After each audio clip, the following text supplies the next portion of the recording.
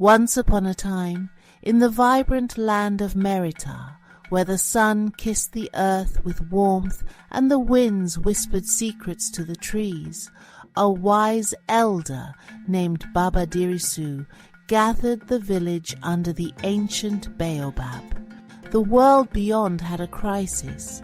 Fuel was running low, and the West's grip on the oil seemed as tight as a python's squeeze. The people felt the pinch, but Baba Dirisu, with a twinkle in his eye, had other plans. My children, why chase after barrels of oil when the palms in our backyard hold the secret? The crowd leaned in, curious, as Baba spoke of ancient wisdom, forgotten by many. Our ancestors powered their lamps not with oil from distant lands, but with the golden nectar of the palm. Why bow to foreign oil when the trees in our own soil drip with energy?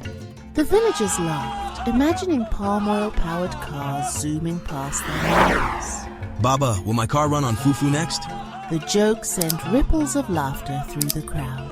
Baba Dirisu grinned, but with his usual wisdom he replied, You jest? But let me show you. He beckoned a group of artisans who had been quietly experimenting, turning palm oil into fuel for lamps, stoves, and even small machines. Slowly, the village became self-sufficient, their energy drawn from the palms that had nourished them for generations. Word spread far and wide.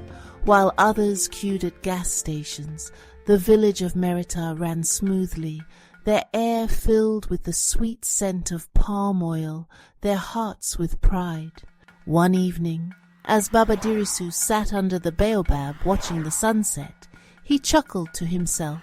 We are not dependent, we are connected. The land gives and we receive. And the fuel crisis?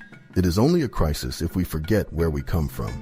And so the village thrived, their energy crisis solved with humor, ingenuity, and the wisdom of their ancestors, while the rest of the world scratched their heads, wondering how a village powered by palms could shine so bright. As the days passed, word of the palm oil miracle reached far beyond the village of Merita.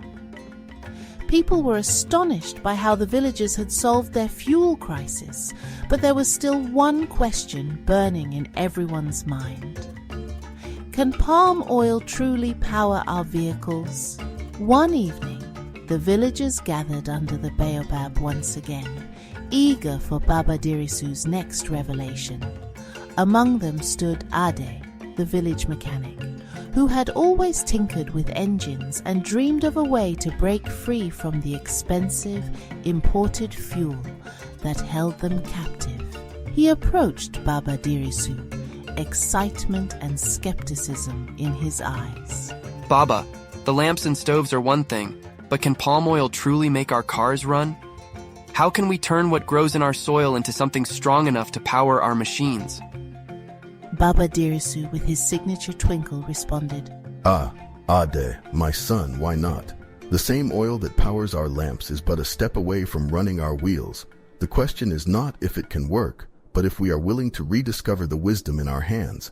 He led Ade and the curious villagers to a small workshop where the artisans had been quietly working. There, they had created a small modified engine that ran entirely on biofuel made from palm oil. Baba Dirisu motioned to a battered old truck, one that had been sitting in the village unused for years. Ade, let's bring this old friend back to life. The villagers watched as Ade and the artisans poured the newly refined palm oil biofuel into the tank, their hearts racing with curiosity. With a steady hand, Ade turned the key in the ignition. At first there was silence. Then, to everyone's amazement, the engine roared to life, not with the thick choking smoke of fossil fuels, but with a clean hum and the faintest scent of palm oil in the air. The crowd gasped, and Baba Dirisu let out a belly laugh that echoed across the village. Who's ready for a ride? The villagers cheered as the truck rolled down the road, smooth and steady, fueled by nothing but the golden nectar of the palms. Over time, more vehicles were adapted to run on the biofuel, from motorcycles to buses. The village became a model for the surrounding regions, as others began to see the possibilities in their own land.